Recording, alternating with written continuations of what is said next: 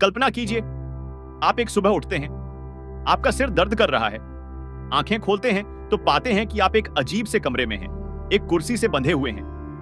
आपके सामने एक स्क्रीन है जिस पर एक ठंडी, इमोशनलेस एआई जज की आवाज गूंज रही है। आपको आपकी पत्नी की हत्या का दोषी पाया गया है। आपके पास 90 मिनट हैं खुद को बेगुनाह साबित करने के लिए, नहीं तो आपको तुरंत एग्जीक्यूट कर दिया जाएगा। और सबसे डरावनी बात, आपको याद ही नहीं कि कल रात क्या हुआ था। आपकी पत्नी डेड है, सारे सबूत आपके खिलाफ हैं, और एक आर्टिफिशियल इंटेलिजेंस तय करेगी कि आप जीएंगे या मरेंगे। समय टिक टॉक कर रहा है, हर सेकंड कीमती है। क्या आप खुद को बचा पाएंगे? आज मैं आपको सुनाने जा रहा हूं मर्सी की कहानी, एक ऐसी साइफाई थ्रिलर जहां भविष्य का जस्टिस सिस्टम इतना एडवांस्ड है कि ह्यूमंस की कोई जरूरत नहीं। लेकिन क्या यह सिस्टम सच में फेयर है या फिर यह एक डरावनी नाइटमेयर है? तो चलिए शुरू करते हैं मर्सी 2026 की इस नर्व रैकिंग और माइंड बेंडिंग कहानी। साल है 2029, लॉस एंजलिस शहर। यहां अब ट्रेडिशनल कोर्ट्स नहीं चलते, अब जस्टिस डिलीवर करता है एक रेवोल्यूशनरी एआई सिस्टम जिसका नाम है मर्सी कोर्ट। यह सिस्टम पूरी तरह से आर्टिफिशियल इंटेलिजेंस पर बेस्ड है।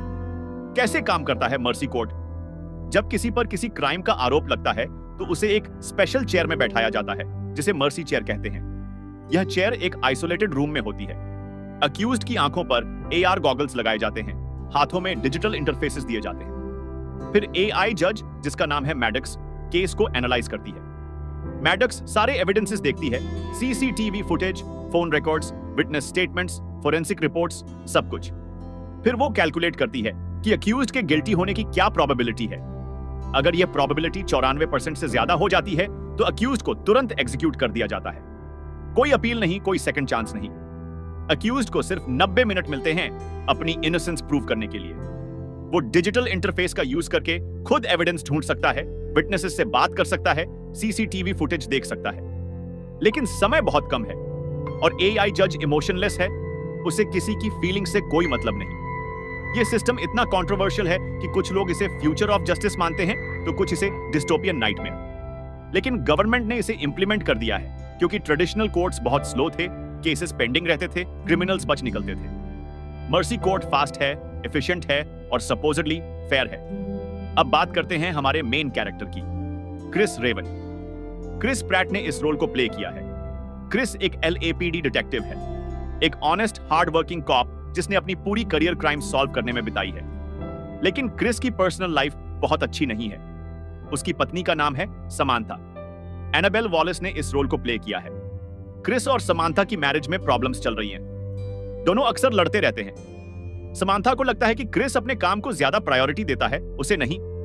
क्रिस की एक बेटी भी है, ब्रिट। काइली रॉजर्स ने इस रोल को प्ले किया है। ब्रिट अपनी मां के साथ रहती है क्योंकि क्रिस और समांथा अलग हो चुके हैं। क्रिस बेटी से बहुत प्यार करता है लेकिन डिवोर्स के बाद वो उससे कम ही मिल पाता है। एक और इंपॉर्टेंट कैरेक्टर है डिटेक्टिव जैकलिन क्विन, जिसे सब जैक कहते हैं। काली राइस ने इस रोल को प्ले किया है। जैक क्रिस की पार्टनर है, दोनों साथ में केसेस सॉल्व करते हैं। जैक बहुत केपेबल है लेकिन उसके अपने सीक्रेट्स हैं जो फिल्म में बाद में रिवील होंगे। क्रिस वो डिटेक्टिव है जिसने मर्सी कोर्ट सिस्टम को सपोर्ट किया था। उसे लगता था कि यह सिस्टम क्रिमिनल्स को जल्दी सजा दिलवाएगा। उसने कभी नहीं सोचा था कि एक दिन वो खुद इस सिस्टम का शिकार बनेगा। फिल्म की शुरुआत होती है एक रात से। क्रिस अपने अपार्टमेंट में है। वो शराब पी रहा है क्योंकि उसका डिवोर्स फाइनलाइज हो गया है और वो डिप्रेस्ड है। उसे याद आ रहे हैं समांथा के साथ बिताए पल, अच्छे दिन। उसी रात क्रिस को एक फोन कॉल आती है। यह समांथा की तरफ से है। वो बोलती है, क्रिस, मुझे तुमसे बात करनी है, प्लीज आ सकते हो? क्रिस थोड़ा सरप्राइज्ड है लेकिन वो हां कह देता है। क्रिस अपनी कार लेकर समांथा के घर की तरफ निकलता है लेकिन वो बहुत ज्यादा पी चुका है। रोड पर उसे चक्कर आने लगते हैं। उसे ठीक से याद नहीं कि वो कहां जा रहा है। फिल्म का यह हिस्सा डिलिबरेटली कंफ्यूजिंग है। हमें क्रिस की ब्लरी विजन दिखाई जाती है। लाइट्स, रोड्स, सब कुछ ब्लर है। क्रिस कहीं पहुंचता है लेकिन क्या वो समांथा के घर पहुंचा या कहीं और? हमें नहीं पता। स्क्रीन ब्लैक हो जाती है। कुछ घंटे बाद क्रिस की आंखें खुलती हैं। वो एक अजीब से रूम में है। वो मर्सी चेयर में बैठा है। उसके हाथ पैर स्ट्रैप से बंधे हैं। उसके सामने एक बड़ी स्क्रीन है। स्क्रीन पर एक एआई होलोग्राम अपीयर होता है। यह है जज मैडॉक्स। रिबेका फर्गसन ने इस कैरेक्टर को वॉइस और मोशन कैप्चर दिया है। मैडॉक्स बेहद कोल्ड और कैलकुलेटेड है। वो इमोशनलेस टोन में कहती है, डिटेक्टिव क्रिस रेवन, आप पर आरोप है कि आपने रात 11:47 बजे अपनी पत्नी सैमंथा रेवन की हत्या की। क्रिस शॉक्ड रह जाता है। वो चिल्लाता है, क्या? मैंने सैमंथा को नहीं मारा? यह इम्पॉसिबल है। कोई गलती हो गई है। लेकिन मैडक्स कोई इमोशन नहीं दिखाती। वो कहती है, एविडेंस एनालिसिस पूरा हो चुका है। आपके गिल्टी होने की प्रोबेबिलिटी 97.3% है। आपके पास 90 मिनट हैं अपनी इनोसेंस प्रोबेबिलिटी को 94% से नीचे लाने के लिए। अगर आप फेल हुए तो आपको एग्जीक्यूट कर दिया जाएगा। टाइमर शुरू होता है अभी। स्क्रीन पर एक काउंटडाउन टाइमर अपीयर होता है। 90 minute 79 minute 59 second, 79 minute 59 second. Chris के माथे पर पसीना आ जाता है। उसे कुछ याद नहीं। उसकी पत्नी डेड है और उसके पास सिर्फ 1.5 घंटा है अपनी जान बचाने के लिए। क्रिस को अपने AR गॉगल्स में एक डिजिटल इंटरफेस दिखता है। यहां से वो सिटी के सारे CCTV कैमरास एक्सेस कर सकता है, पुलिस रिकॉर्ड्स देख सकता है, विटनेसेस को कॉल कर सकता है। ये सब कुछ मर्सी कोर्ट सिस्टम के थ्रू कंट्रोल्ड है। क्रिस सबसे पहले क्राइम सीन की फुटेज देखता है। समांथा का घर, खून बहुत है, बॉडी पड़ी है, फोरेंसिक टीम काम कर रही है। क्रिस को यह सब देखकर बहुत दुख होता है। उसकी एक्स वाइफ मर गई है और सबको लग रहा है कि उसने ही मारा। क्रिस अपनी पार्टनर जैक को कॉल करता है। जैक शॉक्ड है यह सुनकर कि क्रिस मर्सी कोर्ट में है। वो कहती है, क्रिस तुमने ऐसा क्यों किया? क्रिस फ्रस्ट्रेट हो जाता है। मैंने कुछ नहीं किया, प्लीज जैक मुझे मदद करो, एविडेंस ढूंढो। जैक रिलक्टेंटली अग्री करती है। वो बाहर फील्ड में है। क्रिस अंदर मर्सी चेयर में बैठा है। दोनों साथ मिलकर केस सॉल्व करने की कोशिश करते हैं। क्रिस पिछली रात के CCTV फुटेज देखता है। उसे अपनी कार दिखती है समांथा के घर की तरफ जाते हुए। लेकिन फिर क्या हुआ? फुटेज में एक गैप है। 10 मिनट के लिए कोई रिकॉर्डिंग नहीं है। क्रिस को लगता है कि किसी ने डिलिबरेटली फुटेज डिलीट की है। क्रिस मैडक्स से कहता है, यह देखो फुटेज में गैप है, यह तो टैंपरिंग है। लेकिन मैडक्स कहती है, पॉसिबल, लेकिन इससे आपकी इनोसेंस प्रोबेबिलिटी सिर्फ 0.2% घटी है। आपकी प्रोबेबिलिटी अभी भी 97.1% है। आपके पास 72 मिनट बचे हैं। क्रिस और फ्रस्ट्रेटेड हो जाता है। उसे समझ नहीं आ रहा कि कैसे प्रूव करे कि वो इनोसेंट है। क्रिस समांथा की रीसेंट एक्टिविटीज चेक करता है। उसे पता चलता है कि समांथा पिछले कुछ महीनों से बहुत स्ट्रेस्ड थी। वो किसी से सीक्रेटली मिल रही थी। क्रिस समांथा के फोन रिकॉर्ड्स देखता है। उसे एक अननोन नंबर दिखता है जिससे समांथा ने बार-बार बात की थी। क्रिस उस नंबर को ट्रेस करता है। पता चलता है कि यह नंबर एक गवर्नमेंट ऑफिशियल का है। क्रिस शॉक्ड है। समांथा को कोई गवर्नमेंट ऑफिशियल क्यों कॉल कर रहा था? क्या कोई अफेयर था या कुछ और? क्रिस डीपर इन्वेस्टिगेशन करता है। उसे कुछ एन्क्रिप्टेड फाइल्स मिलती हैं जो समांथा ने सेव की थी। वो उन फाइल्स को डिक्रिप्ट करने की कोशिश करता है। कुछ मिनट्स वेस्ट होते हैं, लेकिन आखिरकार फाइल्स खुलती हैं और फिर बहुत बड़ा रिवील होता है। समांथा एक विसल ब्लोअर थी। वो मर्सी कोर्ट सिस्टम की फ्लॉस पर इन्वेस्टिगेशन कर रही थी।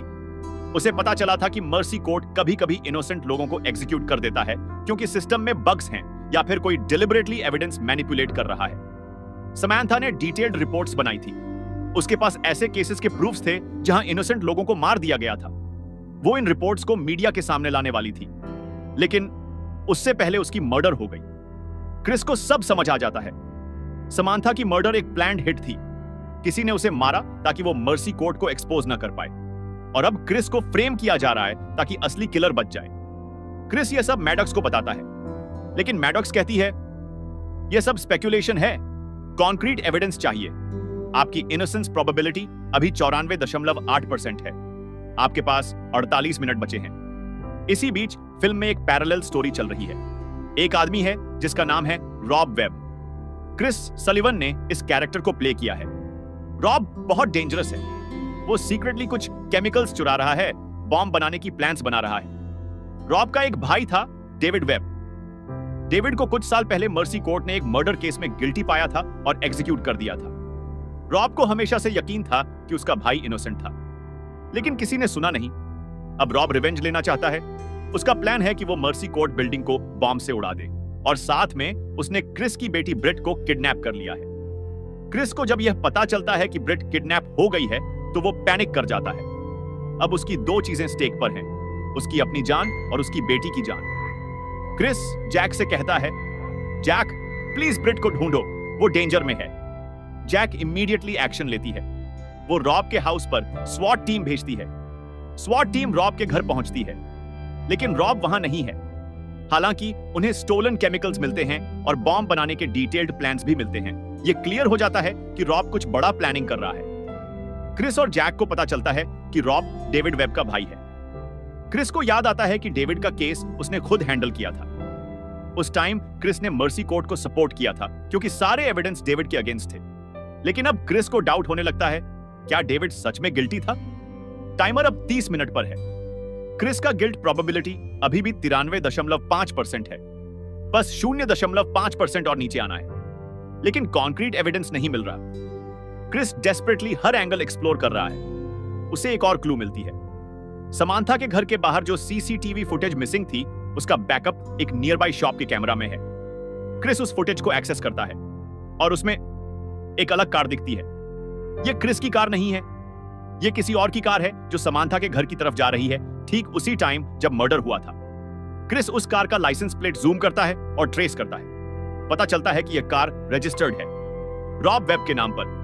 सब कुछ जुड़ने लगता है। क्रिस रियलाइज करता है रॉब ने समांथा को मारा क्योंकि समांथा ने अपनी इन्वेस्टिगेशन में डेविड वेब के केस को भी देखा था। समांथा को पता चल गया था कि डेविड इनोसेंट था। रॉब ने समांथा को मारा ताकि वो सच सामने न ला पाए, और फिर रॉब ने क्रिस को फ्रेम कर दिया। क्रिस ये सब एविडेंस मैडक्स को दिखाता है। मैडक्स एनालाइज करती है। क्रिस की इनोसेंस प्रोबेबिलिटी थोड़ी इंप्रूव होती है, 91.2%, लेकिन अभी भी 94% से नीचे नहीं आई।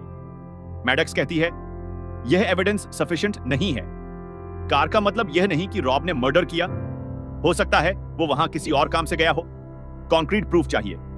क्रिस फ्रस्ट्रेटेड है। उसके पास सिर्फ 18 मिनट बचे हैं और उसकी बेटी रॉब के साथ है। सिचुएशन डेस्परेट हो रही है। क्रिस एक लास्ट अटेम्प्ट करता है। उसे याद आता है कि समांथा ने एक हिडन कैमरा अपने घर में लगाया था सिक्योरिटी के लिए।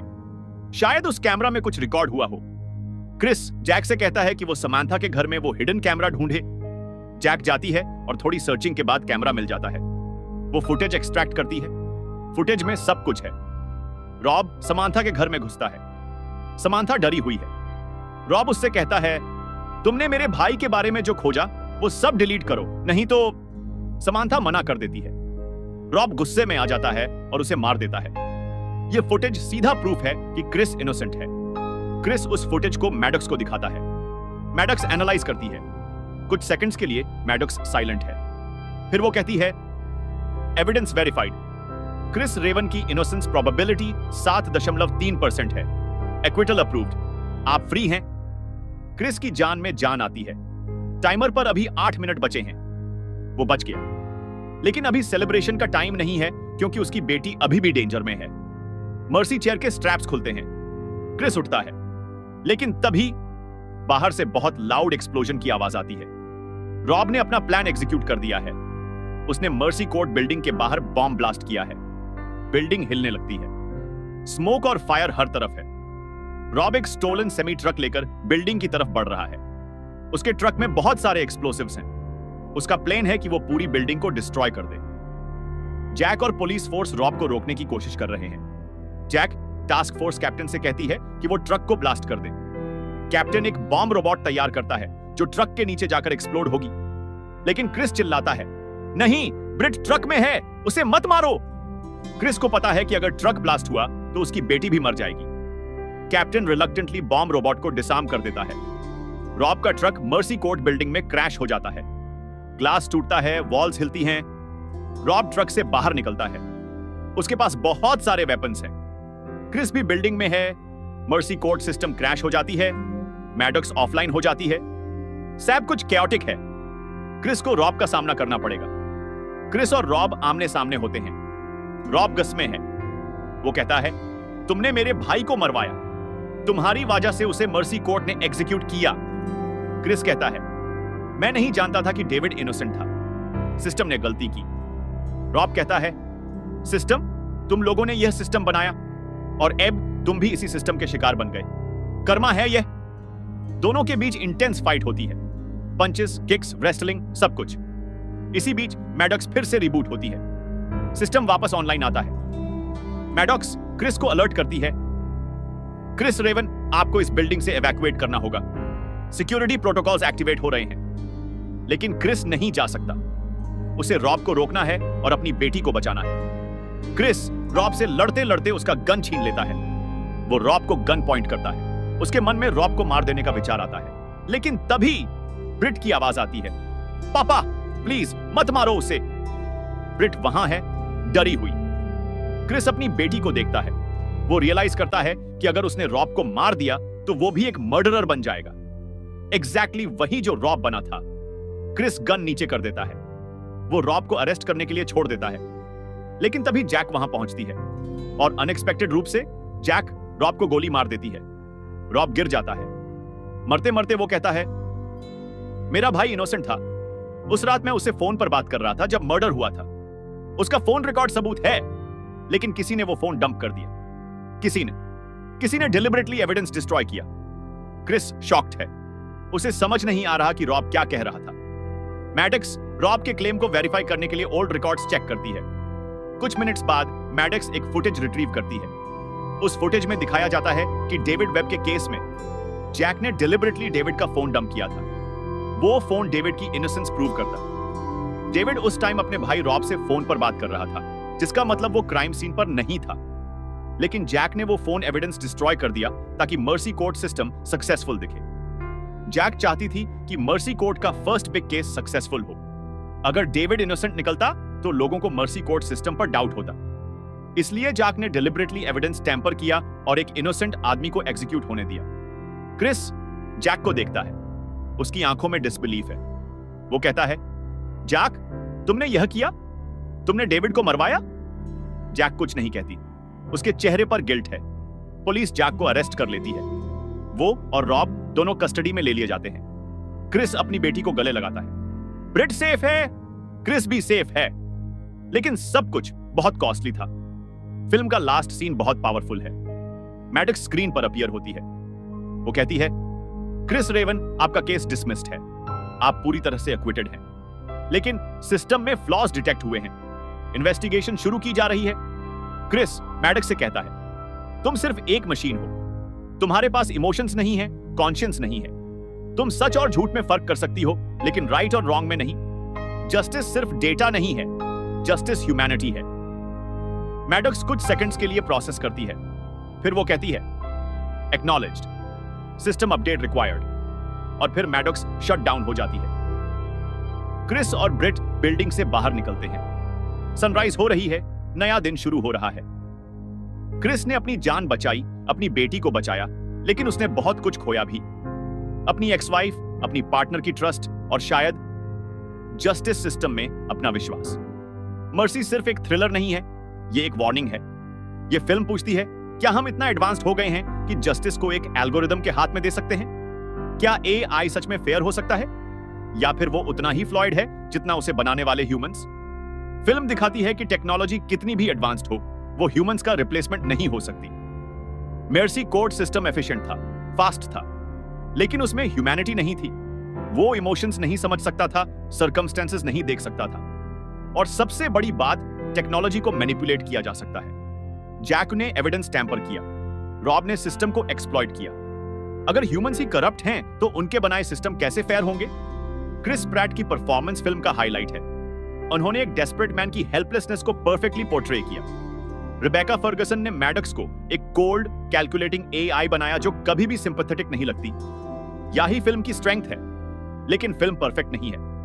क्रिटिक्स ने कहा कि कुछ प्लॉट ट्विस्ट्स प्रेडिक्टेबल थे, पेसिंग कुछ जगह स्लो हो जाती है, और रॉब का कैरेक्टर थोड़ा अंडर डेवलप्ड लगता है। ओवरऑल फिल्म ने मिक्स्ड रिव्यूज लिए, कुछ लोगों को पसंद आई, कुछ को नहीं। बॉक्स ऑफिस पर फिल्म ने मॉडरेट परफॉर्मेंस दी। $60 मिलियन का बजट था और $53 मिलियन कमाए वर्ल्ड वाइड। यह कोई ब्लॉकबस्टर नहीं थी, लेकिन कंप्लीट फ्लॉप भी नहीं। तिमूर बेकमामेतोव की डायरेक्शन इंटेंस है। उन्होंने सिंगल लोकेशन थ्रिलर को विजुअली एंगेजिंग बनाया। रमीन जवारी का बैकग्राउंड स्कोर टेंशन को परफेक्टली कॉम्प्लीमेंट करता है। तो यह थी मर्सी 2026 की पूरी कहानी।